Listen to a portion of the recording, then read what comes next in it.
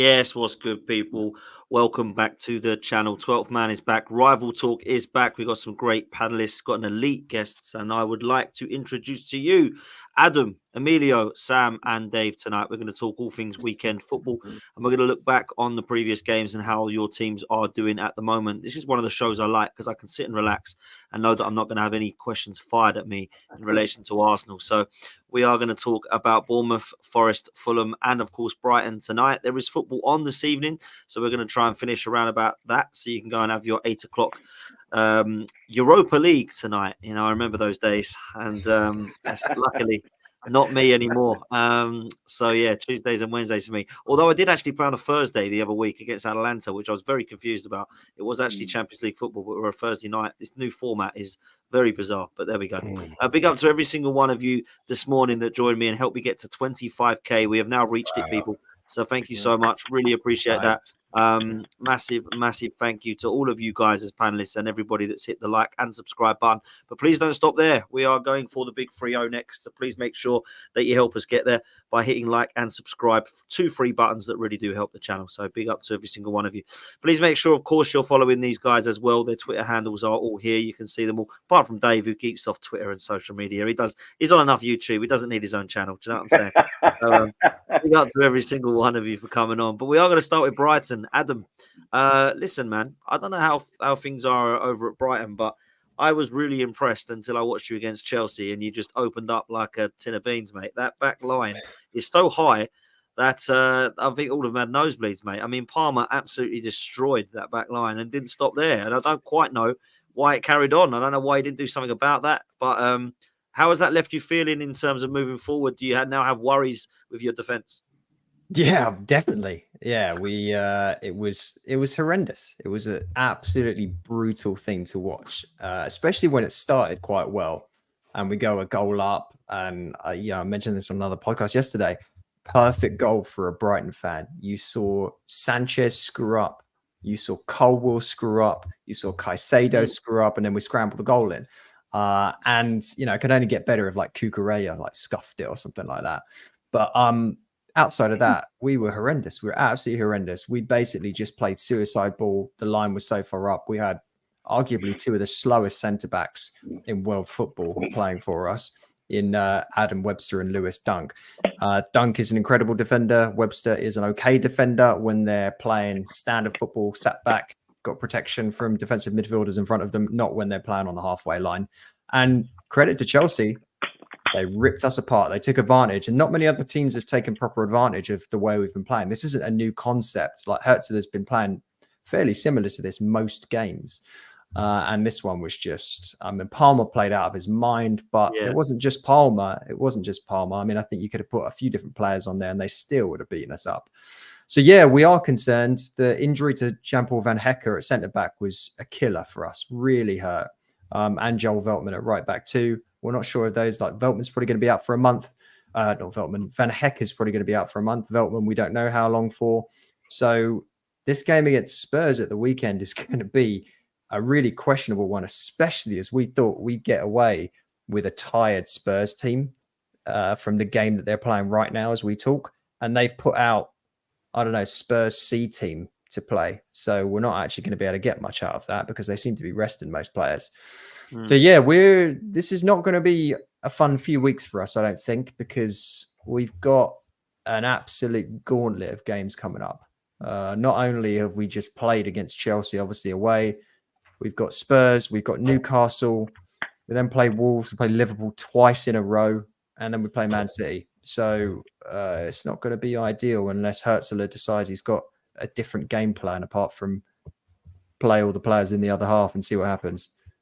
Yeah, look, I mean, I'm just looking at it now. Tottenham, Newcastle, Wolves, Liverpool again. You got them doubly, and then you got Man City after that. It's going to be tough, man. That's a really tough run. But look, this is the Premier League, I suppose. It's never any an easy game, I suppose. But when you get a run like that, you really don't want to be having a result like that. I mean, I will say, look, I'm a big fan of what you've done as a club. I think every single player that I see leave, there's a conveyor belt to another one. I mean, I saw Bissouma leave and I thought, oh, that'll be a big loss. Caicedo come in, was even better. He's now gone. You've got this Baleba, who I think looks an absolutely fantastic player. On top of that, you've actually signed some really good players. And I look at Brighton and I weren't sure about them to start with because I just thought that potentially there'll be a time where perhaps you'll be like a Southampton and Liverpool situation where there'll be like you've kind of got through most of your team now, and is it going to go bang? And I thought potentially losing De Zerbi and some players like McAllister and Caicedo that it might be this season, but you just replaced them again and look good. And I know that Chelsea battered you and stuff, but you actually had some chances to be fair in the game, and I still feel like there's a team there and the firepower up top. Do you have faith that you can still be floating around those kind of or near to as close as possible to European places come May? I hope so. And you've got to remember, this is a complete renovation. It's 200 million spent, and you've brought a new manager in.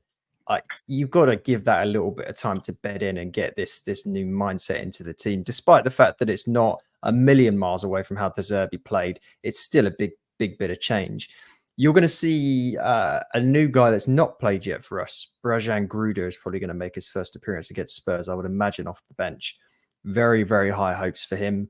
Another right winger, and he can play in a few different positions, but another one to add to Minte, Adingra, and Solly Marsh if he ever comes back and plays football again.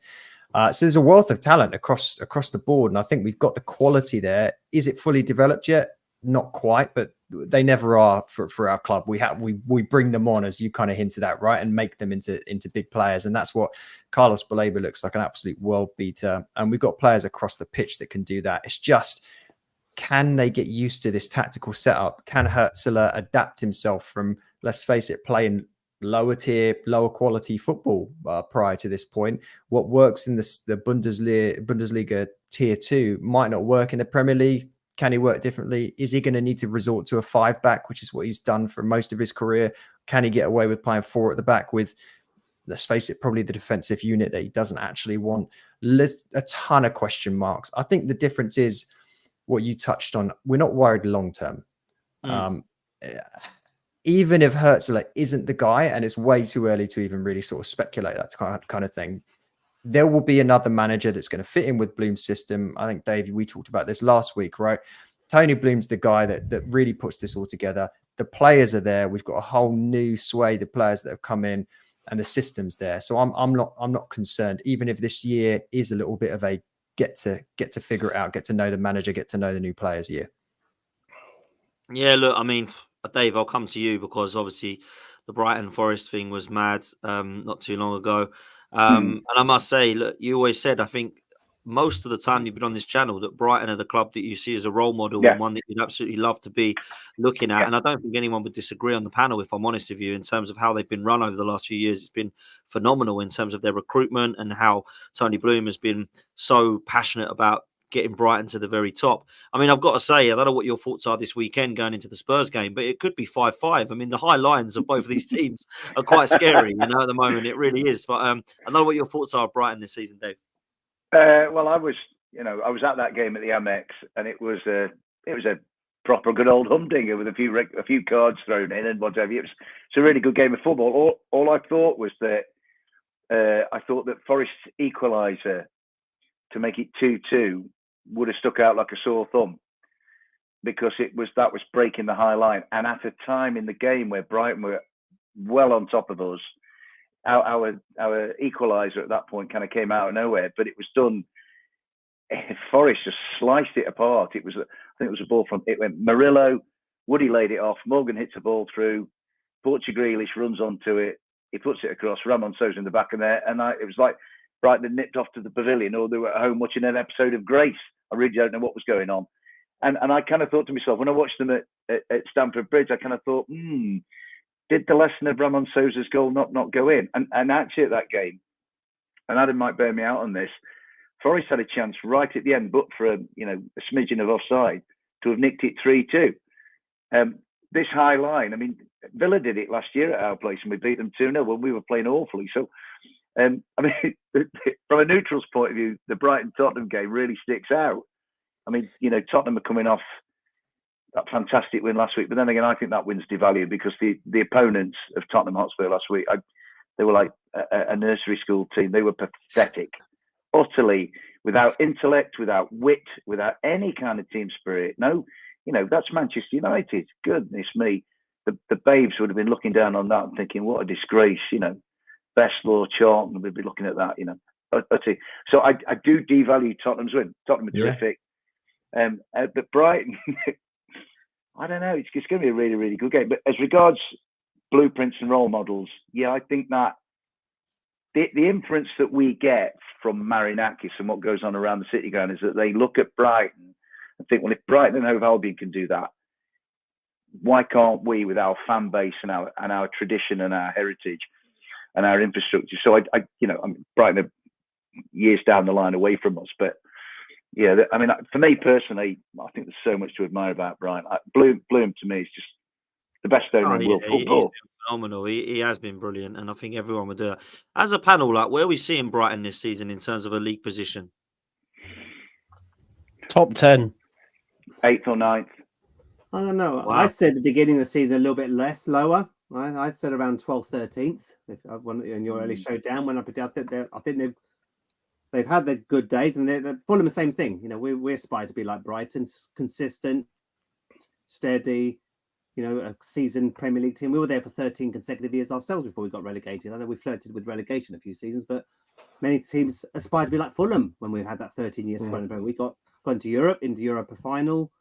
7th, 8th, 9th, 10th. We've got a few top half finishes. So again, we're not far. We're knocking on the door to Brighton where they've been the last few seasons. So I saw Brighton slightly coming a few places down this season. There'll be the surprise package regressing rather than a surprise package going up. But I might be wrong, but I think with all the changes, there comes a point how sustained is that operating model? That's the only thing. If I was a Brighton fan, that model is not sustainable.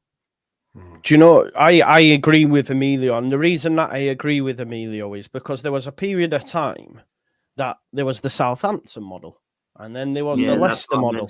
Because for a period of time, you can scour these places and bring in top talent for really small prices and sell them for big amounts. But then there will come a time when you're the team buying the players for the big amounts, a la Rutter, 40 million, Leeds United. If that doesn't work out, then you're not getting a markup on Rutter. You're losing money. And I'm not having a dig at Brighton here. There always comes a time. When Leeds United first went up, genuinely, our owner, like Dave's saying, was going, we're going to follow the Leicester model. A couple of seasons later, they're relegated with us. Do you know what I mean? And they obviously were bringing in your Mahrez, your Kantés that were playing in second division in France. No one had picked them up. And look what they went to do. And of course, like Brighton, it is amazing, but there will come a time where the fans also start to expect and say, right, well, we've spent the most we've ever spent now. Come on, where do we go? And I also feel as well with Brighton, all it takes is one manager to get wrong. And up to this point, they've got every single managerial appointment on point, but there will come a time where they get someone that it doesn't hit. And then that's when, because with all due respect to Brighton, it's not like massive. Do you know what I mean? So there will come a time where it might start to, but hopefully it doesn't, because I'm all for it. I love the Brentfords, the Brightons being up there, because obviously it tests the establishment and all that sort of stuff.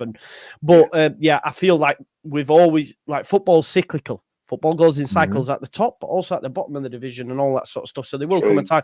There'll be another model soon, because Brighton, will all be going, hopefully follow the Leeds model. You know what I mean?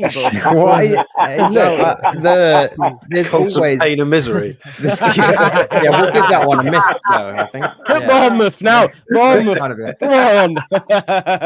Look, this could end at any point, but I think that the reason why Bloom is so well respected is everything that's been done over the last few years has been done to build out a foundation.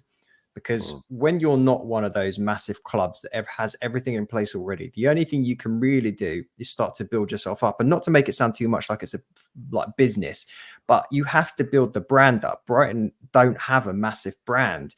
You build the stadium, you build the new training grounds, you get the name out there, you start getting a bigger fan base.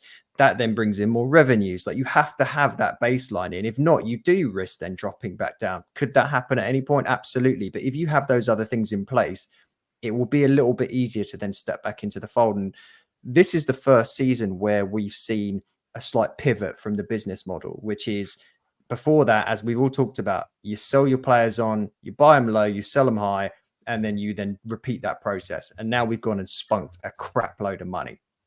If that doesn't work, it's going to get a little bit tricky. It's going to get uncomfortable. But there's only a certain amount it can go wrong. We already had a good squad in place. We lost a couple of players. We brought a boatload more in. There's going to be 3 worse teams than Brighton in the league for a couple of years. And I don't think that's going to change anytime soon. Could it end? Yes, everything's going to end at some point. But I think we've got the right foundations in place, and that's thanks to Bloom. But I mean, Dave, going back to what you talked about, look, yeah, the high line's weird, but it's a bit. You get the benefits and you get the downsides, and we're seeing a lot of downsides at the moment because we don't have the pace at centre back, and then the players aren't entirely used to playing this way. Ipswich nearly did it to us as well. They very nearly got hit the post at one point on a counter attack. You guys are one of the best counter attacking teams in world football at the moment, so we're very vulnerable to that style of play. I think that will change, but you think about Chelsea game, it felt like we were getting ripped apart constantly, and we were. But the 2 goals that we scored were because of the press. And you don't get to have the high line and the press and the benefits that come from that without getting the downsides. And I think it's up to a 31-year-old Hertzler to figure out what's the right balance from that. Can we still score and then have a proper defensive line in place? Or is it just going to look like we're killing ourselves over and over again? And look, we see it with Spurs. This is why this game's going to be so interesting. And just had his people that have supported him massively, and you've already got the fan base that have turned on him. And that's because you've got this really polarizing football between, oh, wow, we're going to batter some teams and win 4-5-0. And then we're going to look absolutely shite against other teams. It's just the way that tactical setup works. And it's funny, everyone's speculating that this Spurs game is going to be this 6-6, 5. It's going to be 0-0. Nothing's going to happen. It's going to be absolutely ball draw. We'll be last on match of the day. Can you imagine if it is? Imagine if we're hyping this game up and it's 0-0 boring. Absolute crap. Yeah. Imagine. A bore fest. Listen, it's going to be an interesting one because Spurs are a little bit all over the place at the moment. You don't quite know what they're going to get at the moment with Spurs, so it could be an interesting one. Look, let's move to Fulham because Emilio, everyone's calling you Arsenal 2.0 with Smith Rowe and Reece Nelson at the helm. I've been quite impressed with the pair of them. From what I hear, they're doing well, and it's good to hear. How are you getting on at the moment as a Fulham fan, mate? Yeah, no reason to complain at the moment. I think, I've got to meet the legend Dave Asprey last Saturday. So I came back from 2 weeks away in France on the Friday, headed up north to Nottingham on the Saturday. Steve, Emma, watching the show, they were there with us. So it was a great day out, and I think, look, we haven't had the toughest 6 games of the season, but it's good to get points on the board. Survival. I keep saying survival is the name of the game. We want to stay up in this division. I think we've got 11 points towards that 40 mark, but we're looking. I've said it for several weeks. We're difficult to beat. We won't concede many goals, and we saw that on Saturday. I think we'll talk about the game itself shortly, but we've tightened in defence. We're looking very strong. We've got good backup in each of those positions now. So it's all about playing from the back, keep it tight. Be more consistent. Last season, our problem was we beat Brighton and Tottenham 3-0. Then we can go to Bournemouth and lose by the same score in the next week. So it's just very inconsistent. But this season, we will be harder to beat. We'll win games or lose games, but we won't get battered in the games that we lose. And I think you can see we've got a positive goal difference. Scoring goals are still going to be a slight problem. But again, on Saturday, we should have been a little bit more clinical, Dave, I thought we had a lot of possession. We silenced the Nottingham Forest crowd from the off.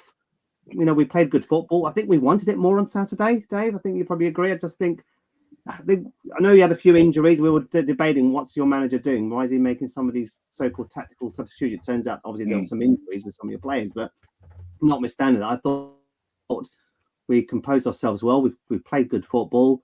We pushed and pressed in your last set. Our final ball could have been better at times, but I think overall, we deserved the win, but it was a good professional performance. And I think, so you don't always have to play well and pretty and win games. Sometimes you can play a little bit average, bit ugly, and get 3 points on the board. Brighton used to do that a few years ago under Chris Hughton, Adam. Don't always play well, but find a way. Remind me. Think we're not going to be pretty. We play good football. We're passing it nicely. The Arsenal 2.0 players are coming along nicely as well, Dan.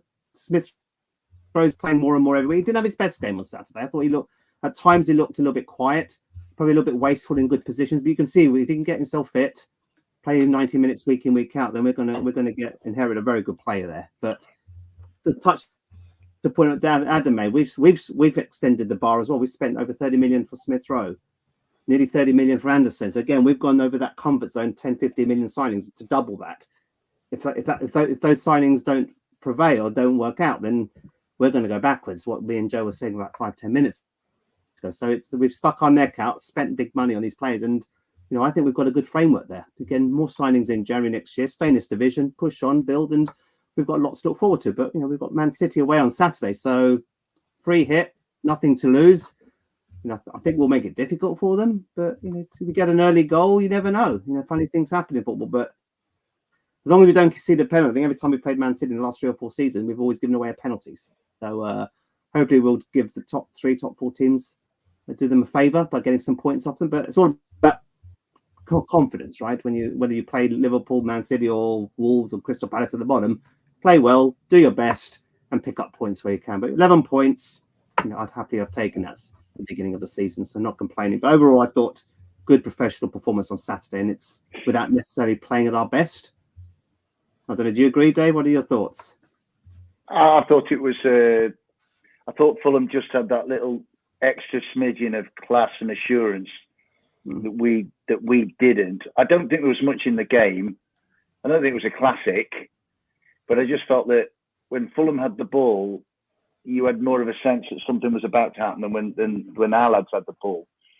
I don't know if it was because we were coming off, 4 points at Anfield and the Amex, and I don't think there was any sense of complacency. The talking point this week has been Nuno's selection, and I think what Nuno's been trying to do, he's trimmed the squad, and so there's less personnel, but almost perversely there seem to be more options. And I think Nuno has kind of got into this thinking, well, what worked at Anfield, let's try something different at the Amex. We'll try something different today. He played Taiwo up front with Woody to start with, and I thought the two actually Taiwo looked the more lively to start with. He had an overhead volley, a bicycle kick that went just wide. But I just felt that Fulham, especially second half, once they were in front, it was almost like Fulham did to us what we did to Liverpool a few weeks ago, where it kind of did a number. Yeah. Once the team had gone in front, you couldn't see the other team coming back. I mean, that day at Anfield, Liverpool could have been there while Christmas and never opened Forest up. And I just felt the same. Once Jimenez had scored the penalty, I kind of thought, not sure about this. I thought Smith-Rowe looked really, really good. I thought Bassey and Anderson were very solid because, we've been playing well and our forwards have been a threat these first 5 games. And Anderson and Bassey were probably the first 2 to kind of put a block on Wood and the rest of the personnel around him. I just thought, it was just Fulham, I thought Fulham were marginally the better side, and they probably did deserve it. But highlight for me was to meet you and Steve and Emma, mate, outside the boot room, the club shop. Mate. I mean, I take it where I can get it. So that was as I drove away from City, I'm slightly disappointed. I kind of thought, well, at least I met the king of the Fulham Pulse and his family. So that was quite good, So no, it was. I just thought it was a game won by the team that has been more established in the Premier League than the other one. So I think it was. Did you not get to see the MJ statue, or is that gone now, Emilio? It's gone, hasn't it? Yeah, that's gone a few seasons ago, mate. So it's let's not go down there, to be honest.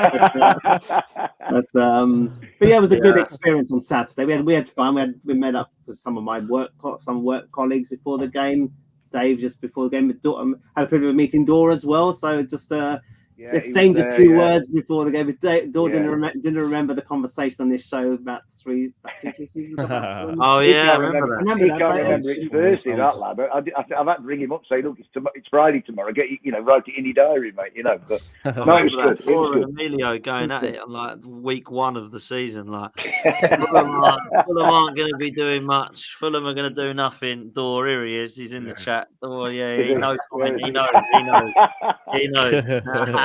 Big up, Dora, man. Make sure you're following Dora on Twitter. We're doing okay, right? You've seen, the pressures now. We're not going to sustain that level, but you never know. We can get, like I said, the free hit against against Man City. We'll do our best. No, We'll Rodri, make it Emilio, difficult for no them. Rodri. I mean, okay, last Yeah. week I could say no Morgan, but that's one level. No Rodri.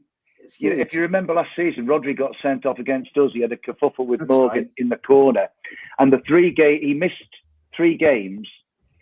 He missed 3 league games, and he played in 1 European game in that period. The European game, City were irresistible and won easy. I can't remember who it was against. But in the 3 league games where Rodri was not available, I don't think City won any of them. There's And I one think, winning 6. yeah, you know, so I think the loss of Rodri, who's kind of a one-man team on his own, and probably, I think most of us would agree, almost the most complete player in the whole division, the most, you know, the cornerstone of this team that's dominated. Take him out, and the way Fulham play, and Fulham have got no pressure. I've seen some predictions, Amelia, where people have got Fulham to be beaten, but for City to be stressed in the process of doing it. And I think Fulham, built on Anderson and Bassey and Robinson and Tete, who I thought played well.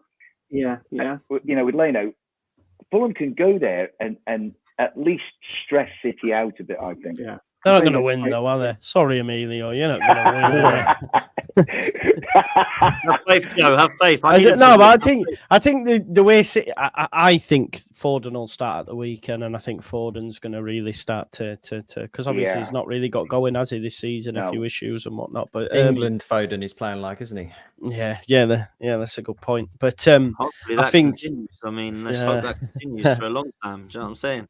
Until England play again. Sorry, Joe. No, I think even if Fulham were to go 1 up, I think you just awaken the beast, don't you? I think they'll be back with a vengeance. I think City. I still think Arsenal can do it. Don't get me wrong, but I think City will win at the weekend. Sorry, Emilio. I do like. Do you know what? Do you know what surprises me the most? Is Marco Silva's still like smashing it. Do you know what I mean? Good I think we all coach. thought he was Really good coach. flash in the I've pan. always liked him though. I liked him at Hull. I Yeah. liked him at Everton. I like him at Fulham. He gets disrespected and forgotten about. And actually, to be fair, I've said it to Emilio before. I think Fulham actually get forgotten about as a team. Like maybe it's a good thing because no one's talking about them going down anymore. Maybe that's a compliment to Fulham that no one talks about them because they're just a given that they're going to be floating around mid-table. I suppose Bournemouth are in that category as well. But I look at it and think, maybe that's what fans like Sam and Emilio want is, leave us alone, don't talk about us. That means we're doing all right. You know what I'm saying? So that's the way and it it's is. what I'm after. That Crystal Palace zone of anonymity, that kind of limbo, the abyss of nothingness that is the Crystal Palace middle of the table. I don't know if any Crystal Palace fans are listening in. Nah, Where is he? Where is he? Keep saying it. Where is he? Because I'm telling you, when I'm next on a show with him, I'm gonna cook him. Because what's happened to this gaffer, Glasner? What's going on? How much No, did I Bayern don't. Munich try and pay for him? Mental, Wasn't man. it something crazy? Glad they didn't do that. D is a great character, but I think even he's like not happy at the moment. He's be but- following basketball again, will he? Do you remember? Yeah. He said, "Oh, I follow basketball now, Spurs." And then we said, "Oh, how are they getting on?" He went, "Don't know. Stop watching because they're losing." I was like, "What is this?" Did he? Only He watches when they win. He meant the San Antonio Spurs, didn't he? That's what I mean. He is. You got to love D. You got to love D. Yeah, Look, I mean, I think Brighton and Fulham at the moment. I'm looking at my predictions, thinking, I've got Brighton and Fulham very close to each other at the moment. The way Fulham are playing, I'm quite impressed, to be honest. Thought they were superb against Newcastle, and let's see where we go. Another team that I've got floating around that position, of course, is Bournemouth, Sam. And I watched you against Southampton in about 8-1. It was so good. I thought Bournemouth. That Evan Nilsson's finally got his goal, and he's now looking like lively. I think that Semenyo is an absolute baller as well, by the way. Yeah. And I'm liking what you're doing again, Sam. Like, you go into the games at the moment, you got Leicester. Leicester at the moment aren't looking great. I know they give us a bit of a fright at the weekend, but we dominated them and were by far the better side. And you got to have some confidence going into this game, Sam. Yeah, I mean, at the moment, we're just fun to watch. It's exciting. When we lose, it's, really good look. It's a really good spectacle. But, I mean, Southampton, by the way, were awful. They really Yeah. remind me of Burnley last season, like having possession for possession's sake. The amount of pointless touches and passes. I think they had about 200 more passes than us. They weren't going anywhere, but their heat map, they were pretty much camped in their own half, really. And I think Iraola said, all we need to do is just have more chances. And we're very economical with the ball. But when we do get it, we create chances. And there are players like Semenyo and Tavernier, Clivert that can cause loads of damage. But being a Bournemouth fan at the moment, it's fine. It's just standard, really. We're happily cruising along. It's sort of no wonder we don't get invited onto the overlap these days, because there's nothing to talk about. We're never in relegation talk. We're not quite challenging for Europe yet. Same as Fulham, same as Palace. But yeah, really, really good. The win against Southampton, who say we're not rivals with them and all that kind of stuff, even though we're 30 miles down the road. There's a weird conversation when it comes to that derby/not derby. It doesn't matter anyway. Let them have Portsmouth. Hopefully they can meet him next season. But yeah, really good stuff from us. And with Evan Nilsson scoring as well, hopefully he can carry on scoring for us. But all things are looking good at the moment. We're in a very good place. I'm just slightly concerned that Semenyo, like, the ears are pricking up of pundits and other people now, because he is one that we're going to need to keep hold of, because he is absolutely quality for us at the moment. Sam, He's a baller, man. Can I ask Sam a quick question?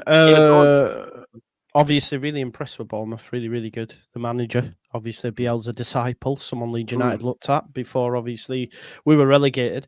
Are you concerned that if, I don't know, like Ten Hag was to get the boot, that maybe clubs are looking at Iraola and saying he could be the next man to make the step? Does that worry you as a Bournemouth fan?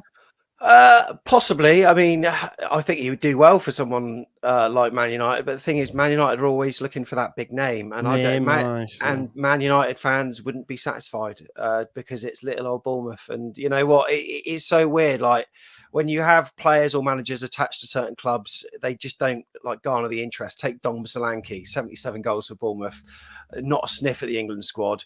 Plays for Spurs for a bit, scores a couple of tap-ins, and all of a sudden he's in the squad. It's absolutely mental. 1 goal for Liverpool, and he was in the squad back years ago.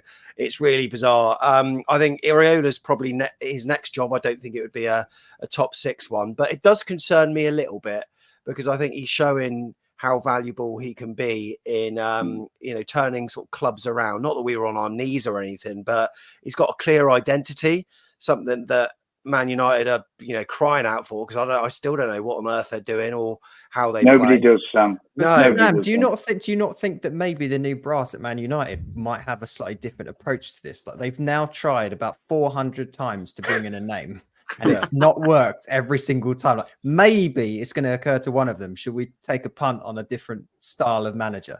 Someone needs to take a punt on Frank as well, Thomas Frank. He always gets overlooked, doesn't he? Every year. That's true, actually. But yeah, I mean, like, that is a concern.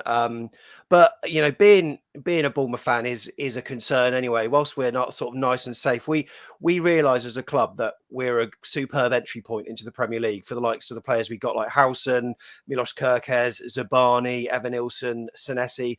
But also we're a great testing ground for players that we can pick up from the Championship, like Tavernier and Semenyo. I think you don't have to hit the ground running as much here at Bournemouth that you even do, say, at Brighton, because I think they're looking for a slightly higher caliber player. But it's a low risk place to play football, really, and it was a sort of low risk job for Iraola to take. And at the start, it looked a bit shaky for him, but at the moment, he's doing great. Stars are going to come and go, and I think the conveyor belt at Bournemouth, it will probably move faster the better we get. And that puts huge pressure on our recruitment, etc. So it's vital they get it right. But things are looking good. Like, training ground is going to be finished in January. New stadium talk after that. And on the pitch, we're good to watch as well. So if we can keep Iraola for another season, because he only has short contracts, 2 years at a time. If we can just keep renewing year after year, we'd be happy. But we sense that players like Semenyo might not be with us for long. Where did you get him then? Where did you buy him from, Sam? Bristol City. Yeah, Bristol City. Yeah. Oh, and wow. That's an unbelievable signing. Yeah, really good. And he's had experience sort of as a player, like being loaned out by Bristol City to places like, Bath, and he was at Southend for a bit. He's always been at smaller clubs. No, sorry, not Southend, Sunderland. He's always been at clubs in kind of League One, Championship level. So we took a punt on him. He Really is, good punt, mate. Really good punt. He looks a quality player, mate. He's an international for Ghana, but he's played in the British system for so long. So he's so physical, fast. He's energetic. Hits it with his left and his right. If you're a left back, you don't know which way he's going. So a key asset for us, and that's what's taken the pressure off Evan Nilsson, thankfully for us, because we've got goals coming from everywhere. He's the only player for Bournemouth that scored more than one this season. So he's a vital player for us. It really is, man. Look, before I come to a question, lastly, I've got for you, Sam. Adam, I know that you have got to go, my friend, but Spurs versus Brighton, give me a score prediction, mate. 3-3. Wow. Go on, Adam. Up it a bit, Adam. Something stupid. Yeah, like it's going to be a stupid game. I think it's going to be a stupid game. Like no one's going to come away from that game looking competent. So I think that's the main thing. Yeah. I'm going to go for a 2-2, a draw. That's what I think. So let's see where we're at. My boy Brennan Johnson, he's back on form. I hate he just scored, didn't he? Scored tonight, yeah. He was an absolute scumbag when he scored against us last year as well. And we talked about snobbery on this panel, as we do a lot, and Sam's alluded to it, Emilio alludes to it, I do. The amount of nonsense that was talked by Tottenham Hotspur about why are we signing players from Little Bournemouth? Why are we signing players from Little Nottingham Forest? Why are we even thinking about buying a player from Burnley? I mean, what do these people want? Do they want to sign just Real Madrid players and nobody else, or what? You've all got brain cells like Jamie O'Hara, mate. So that's the problem. Oh, mate. If he's the epitome of a Tottenham fan, they're in trouble, really. Exactly. I mean, Yeah. Do you know, I listened to that the other day, right? And there was Jason Cundy and Is his Jamie name O'Hara. spelled right? And they were talking about one consonant that could be changed there. I'm probably feeling. I forget which player they were talking about in current times, but they compared him to Chris Brunt, right? And the disrespect that Jamie O'Hara, I'd hate to be compared to, I thought Chris Brunt was 10 times the Premier League footballer you were, Jamie O'Hara. Yeah. I'm not sure how many minutes you got. Genuinely, I was that annoyed in the shower. Listen, I want to get out and phone him up and be like, were you playing for Billericay? I can't stand that guy, you know. Like, who? Like, if I'm Chris Brunt, I'm going, hang on a minute, O'Hara. Like, who did you play for, you dick? Anyway. He is someone who's an absolute head loss moment. I mean, he's spent one weekend basically crying because he lost to Arsenal when he said he was going to thump us 3-0. And then the next minute, Van der Ven's better than Saliba because he scored against Man United. It's just unbelievable. Or had a run against Man United. I remember when Kim Woodburn had him on strings in Big Brother House anyway. So that's yeah. You went ultra. He went, come on. If you can get wound up by Kim Woodburn, you shouldn't be on top. Exactly, mate. Let's be real. But anyway, listen, Adam, I know you got to shoot. Thank you so much for coming on, my bro. I really appreciate it, mate. And hopefully we'll see you next time, man. Cheers. Always good fun. Appreciate it. I'll catch you later. Take care, Ad. Nice one, bro. Nice one. Sam, I wanted to ask you quickly about Solanke being moved on to Spurs and if you feel like you've actually missed him. Because if I'm honest with you, bro, I'm not sure that you have. I would think I would have taken the 65 million and run as well, if I'm honest with you. Because, look, I'm not saying he's going to flop at Spurs by any means. I'm sure he will score goals, and he has done already.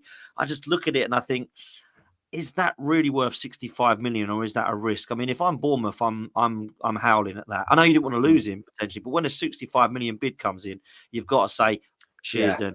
Good luck, mate. We'll replace you, and you have done with Evan Nilsson, who I think will get you goals. Whether he'll get you 20 like Dominic Solanke did, I don't know, but you know he could do. I don't think you miss him, mate. If I'm honest.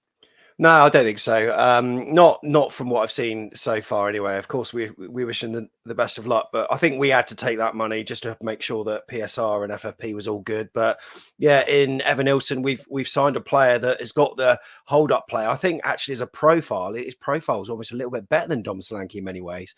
Some of his hold-up play, superb. He was pivotal to our second goal that we scored against Southampton at the weekend. Glad he then managed to notch as well. But yeah, all things are good. And this is a player that's not really had he hasn't had any experience in the British game at all. So he's hitting the ground running pretty well, to be honest. But like I say, the need for him to do so, whilst you look at the fee and think he needs to score when everyone else is contributing, it doesn't matter so much. It sort of takes the pressure off him a little bit. So because we got, goals from all around the team, it sort of means that it doesn't really matter as much. But he'll want to prove it to himself. He'll want to prove it to the home supporters as well. He'll want to justify his own fee. So I'm sure that he'll come good. I say come good. His performances, even in the games that he hasn't scored, have been great. So, I don't think we really missed Dom Solanke, to be honest. I think one of the last games I watched Dom playing was the 3-0 at Man United. And you sort of saw the best of Dom in that, with his hold-up play, really good link-up play, like Fox in the box. The fact that he was the only one to make that run from the corner, judge the flick on to tap it in, brilliant. But then he goes one-on-one through on goal, and he really should score, but then he overthinks it. And that's one thing he did for us a little bit. From what I've seen in Evan Nilsson so far, I think he'll probably be a better finisher than Dom. So no, I'm really looking forward to seeing a bit more of him. But our best wishes to Dom. I hope he does well. But obviously, I know you probably don't subscribe to that, being an Arsenal fan. Look, I want him to be a flop. Of course I do, because he plays for Tottenham, right? But that's just me. Look, I actually have Bournemouth to have a very good season again. I think when we went on our drinks in Nottingham, Sam, I said to you I fancied you around 12th, and I stand by that. I think you will be floating around that kind of squeezing into top half, a little bit like I do with Brighton and Fulham, if I'm honest with you. But Forest are the ones that have surprised me. I mean, I said to Dave first week, I actually feared for them this year. I didn't want them to go down, of course, but I felt that there could be the opportunity. Now, I'm not saying they're 100% safe by any means, but the way they're playing, I don't think they're playing like a side that's looking like they're going to get relegated, Dave. And I think at the moment, Wolves I'd worry for, Everton I'd worry for, obviously Ipswich, and of course Southampton and Leicester, I think all look worse than Forest. So are you feeling that way at the moment? Are you fairly confident, mate? It's always qualified with me, Dan, as you know, because I don't like to kind of go too far. Oh, Dave, I don't want to hear you say I'm happy with 17th no more. You've been here 3 seasons. Put some chest and tell them you want Europe. You want Europe. Well, we've been and seen and done all that. So I'm kind of quite used to Europe, right? Obviously, back in Edwardian. Fair play, mate. Fair play. Well done, mate. Have a good comeback, guys. What I would say, Dan, to answer your question, firstly, Dan, thank you so much. The prediction at the start of the season, mate, is something I've treasured. I've actually written it out. Dan Potts said, and I was quite happy about that. What I would say about mate. I've not it was, mate. It was. What I would say about us is I think we're markedly improved from the last 2 seasons. I think we look a better, a more organised team. I think, as I said to you, the squad isn't as bloated anymore. The transfer strategy throughout this last summer has, to this point, been pretty good. I've liked everything that we've done since the last game against Burnley at the end of last season. I think it's been the best period for Nottingham Forest, certainly since we were promoted, and probably for the last 25 years. We avoided a points deduction by selling non-essential players. I could not see a world in which Morgan and Murillo were still with us, and here they are. They're both still with us now. They've still got lots to learn, the pair of them, but they're going in the right direction. And I think that phrase of us going in the right direction covers everything with Forest at the moment. Away from home, it's strange, isn't it? In the last 2 seasons, it's been the home form will keep Forest up, and the away form, well, let's just forget about it. Now, the away form is pretty good, although I think we'll get beat this weekend. The away form is pretty decent, and now it's the home form. It's almost like Nuno's got the away shape sorted out, and can he do it at home? In fact, but then with the 3 home games that we've played, okay, we've drawn 2 and we've lost 1, but we've been in every game. And what I like about Forest more than I have done in the past 2 seasons is, in the past 2 seasons, you sometimes watch Forest and you kind of thought they were like kind of carrying in a corner, saying, please don't hit us. And then when it got to a moment, they'd come out and try and do something. I actually think Forest now are much more an aggressor in games. I think we're one of the top sides at the moment for chances created and shots on goal. So I just think there's a lot more. I think Forest have got a bit more. I mean, Joe used the word chest about me. At my age, I haven't got mine. Mine's actually concave now. It's going the other way. But I just think Forest pigeon chested. Yeah, it is, mate. It's more like a duck, really, Joe. But I look at Forest and I just think there's a bit more character. I mean, I go back to a moment at Brighton a couple of weeks ago where little Jota Silva, the Portuguese Grealish, is in the box and he's threatening Lewis Dunk, and I'm thinking, mate, pick on someone your own size. So I just think there's a bit more steel about Forest, a little bit more confidence. Fulham were better than us on Saturday, but time will tell whether it's a blip. We'll see. I mean, for me, the next three fixtures: Stamford Bridge Sunday, can't see anything happening there. I don't see us winning there.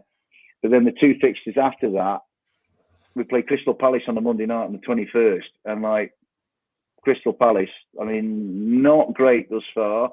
I expected far more of Crystal Palace, but I thought Glasgow looked a really good appointment. But Palace appear to have been missing Elise more than I thought they would. And then we played Palace and Leicester. We played Palace on a Monday night, Leicester on a Friday night. And I think those two games will probably tell us more than Chelsea on Sunday. I mean, we'll see. But yeah, I just got this feeling. I won't stick chest out, but I'll say I think Forest are a better team now, Dan, than they have been the past two seasons, mate. Yeah, I do. And I think Nuno actually deserves a bit of credit. And I wasn't sure about him, if I'm honest with you. I think people expected the Nuno from Spurs, but you've got the one from Wolves that had the respect. Yes, mate. That's a great point, mate. I've always kind of said, and I said it to somebody, I might have said it to Emilio when we were talking outside the ground last week. I was talking to Emilio and Steve and Emma and quite a few other Fulham fans, Alan Drew from Hamienda, that Forest remind me a little bit of the Wolves that under Nuno finished seventh. I'm not saying we aren't as good as that. We won't finish seventh, but we have the same similar organisation to that team, and he's beginning to put his stamp on it. We had an identity under Steve Cooper. It was very much a sort of defensive, let's hang on in games identity. Now the identity is much more, let's get in a game. So I think, we're definitely better. Where we'll end up, if you put me on the spot now, I would take 17th. There's just going to be a Premier League fan, but I think maybe no, Dave, 14th to 15th. I would say that's where I kind of think we'll end up. I mean, that's fair. The way you're playing. Anything above that, Dan, I'd be elated. If we were to finish, in that middle echelon, alongside the likes of Fulham, Bournemouth, Brighton, Brentford, maybe, I'd be absolutely chuffed to bits. To me, that would be a major evolution, mate. Yeah. Yeah, no, it is a good season, 100%, man. As long as you're away from that relegation zone, Fulham, Forest had a good season, in my opinion. Absolutely, for sure, mate. Man. Listen, Joe, I've just looked at the championship table. Leeds are up there, mate. Only a few points off the top, sitting in fifth. How's it been going, my bro? It's been going really well, mate, until this week. So we've had Ampadu and Gruev, our midfield. Yeah, I heard about Ampadu, man. That's massive. Yeah, well, Gruev went down on Tuesday night, and we've just had it confirmed 20 minutes ago that he's meniscus injury, so he's got surgery, so 6 to 9 months or something like that now, they're saying. So we've lost both our midfields in the space of 4 days or whatever it is. But, I don't know. Who's coming in then? Who's coming in now? Well, we've got Joe Rothwell on loan from Bournemouth, so he hasn't really played much, to be honest. He's been used 10 minutes here and there, but he's now going to have to start. And we've got Ao Tanaka, who's a player who was at Dusseldorf, Japanese international. Very, very good, by the way, and he'll be more than good enough. He's, that's what we've got. Nonto's been phenomenal. It's almost like he's taken on the mantle from Somerville and said, right, I'm going to carry us this season. Laji Ramazani as well. We got from, definitely want to watch. We got from... what's the team in Spain that have just gone down? I forgot what they're called. Levante. Anyway, no. Where did we get him from? Anyway, so basically he was at Manchester United, then he went to Charlton, then he was picked up by... he was at Charlton, then he went to Manchester United. Almeria, that's it. Saeed told me a bit of a mad story that apparently he was... up there, I know this might sound wild, but this is just what Saeed told me. He was up there with Rashford, but he got like kibosh because Rashford was the golden boy in the academy and they play in the same position. So that's why he left Man United to go to Spain. Now and to be honest, mate, in 2 starts, he's got a goal involvement in each, and he looks different gravy. So I think by the end of the season, if we don't come up, these are the next players that will go to the Prem without Leeds United. But if I'm honest, the standard of the division this year is rubbish. I honestly, it's rubbish. Luton can't buy a win. Sheffield United aren't scoring goals, but keep getting lucky. I mean, they scored an own goal the other night again. They beat 1-0. Fulham, not Fulham, sorry. So he used to manage Burnley and Parker. You know what he's like, Emilio. It's not great football. Odd wins even there. They're not creating. You'll know as well, Sam. So they're not creating anything. And so I think we look, if we don't go up, shit hits the fan, but I'm confident we will. And I know I'm always confident, so it doesn't really count for anything. But yeah, and Mateo Joseph, great player. Spanish under-21 international as well, so very good. Who you got on the weekend? We've got Sunderland tomorrow night, top of the league. Oh wow! Porterfield 1-0. Reggie Lebris actually was in League One, and he's come down to Sunderland, and he's got them cooking. To be fair, Job scored a wonder goal the other night. Yeah. Although what I will say, because it's Bellingham, everyone goes, "Oh, Job, what a play!" He's not actually best. He's not even best player in league, for God's sake. He's not even the best midfield. But everyone goes, Job, what a player! I'm like, you've never watched him play, have you? You've just seen Bellingham and go, yeah, what a player! What a player! Yeah. No, that's it. I mean, I don't know many brothers in football, to be fair, that have both been elite level. The closest. No Phil Neville? No love for Phil Neville? I'm thinking of Neville. Neville's the only one. Neville's literally the only one I can think of. Phil Neville was actually underrated, to be fair. The De Boers were all right. The De Boers were all right, weren't they? De Boer, that's a good shout. De Boer. I'm trying to think of anyone else. I'm struggling though. The Wright Phillips brothers. The Van der Kerkhoff twins. Struggling now.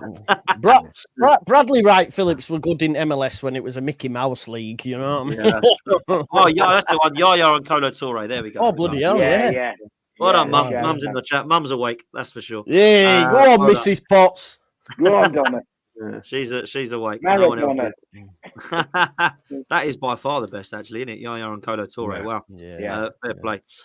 Listen, we might as well do some predictions then. Let's go, Emilio. What are you saying? Man City, Fulham. Look, if we get that early goal or go take the lead, you never know. Funny things happen in football. I think we're probably going to lose 2-1, maybe 3-1. But would anyone be surprised if we can nick a 1-1 draw? No. Not being up to look. Come on, be optimistic. As well is we should have beaten West Ham. We conceded in the 95th minute. That would have been another 2 points.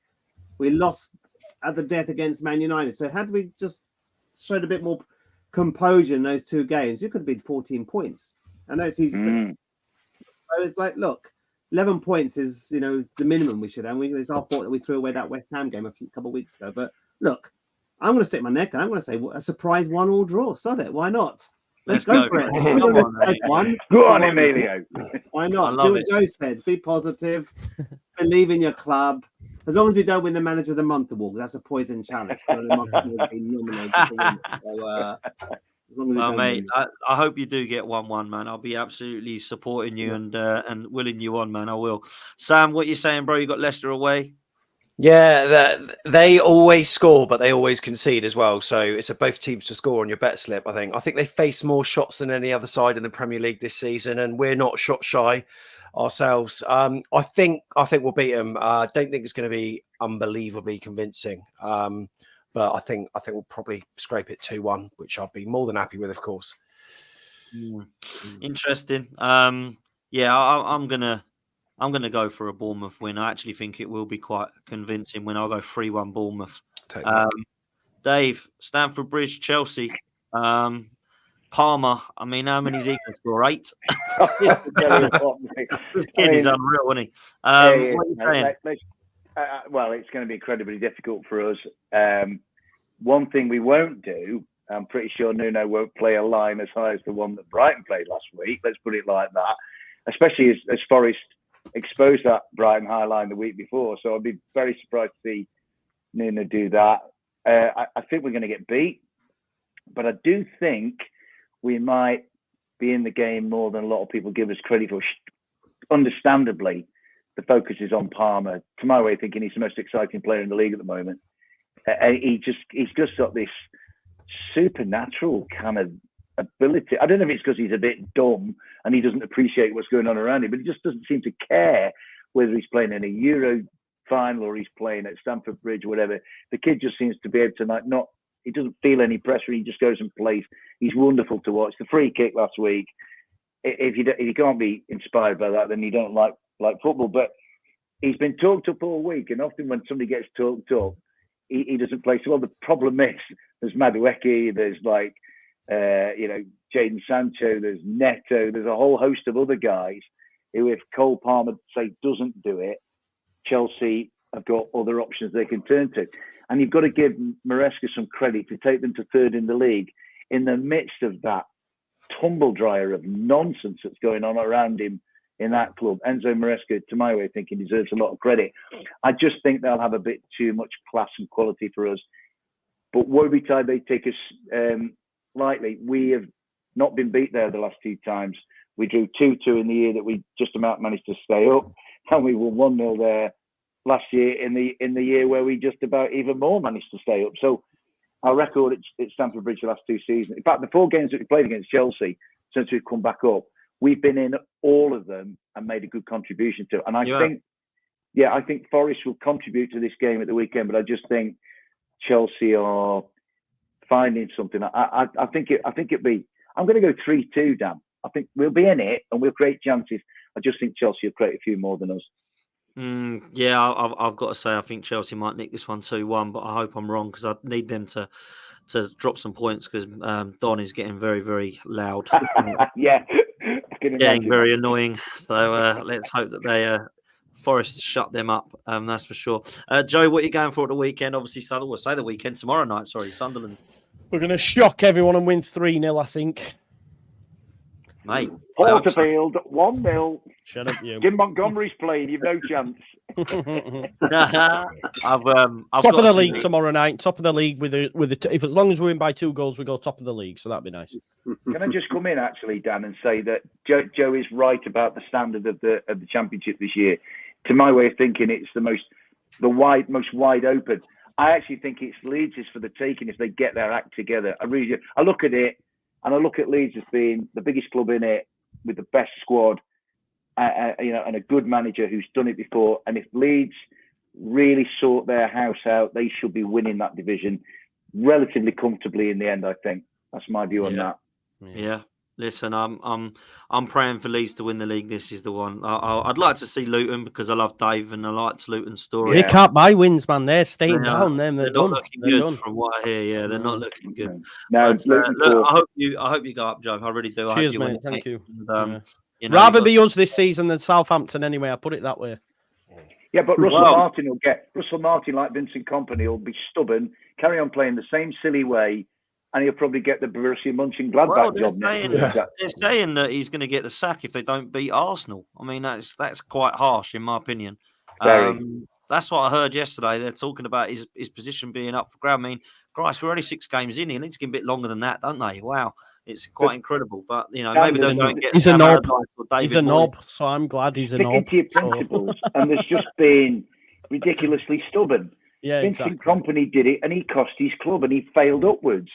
I'll give Steve maybe Cooper then, Dave. What'll happen is he'll fail, and he'll go and get the Bayern Munich job. That's what I was going to say, Dan. I mean, it's unbelievable, really, isn't it? And then he's got a loss to Villa. Blimey. Yeah. Anyway, big up to every single one of you. We're going to go watch some football now. Make sure you're following and Joe at Just Joe if you're not already. Make sure you are following Emilio at the Fulham Pulse, and make sure you're following Back of the Net podcast with Sam and the boys. And if you're not following Dave, then just follow Dave. He's everywhere on YouTube. So like dog book, mate. Come on, Porto as well. Come on, FC Porto. I want more Man United teams. Yes. YouTube I want to gold. see Saeed, another Saeed rant. That was the best rant he's ever done outside the stadium. It was brilliant, man. It was so funny. good. LB I love that picture of him, Faz and Nuruddin, like they're about to drop a beat in there. It's so good. It was beautiful. It was beautiful. Listen, we're out of here, people. Take it easy. Smash a like, smash a subscribe, and we'll see you next time. Big up.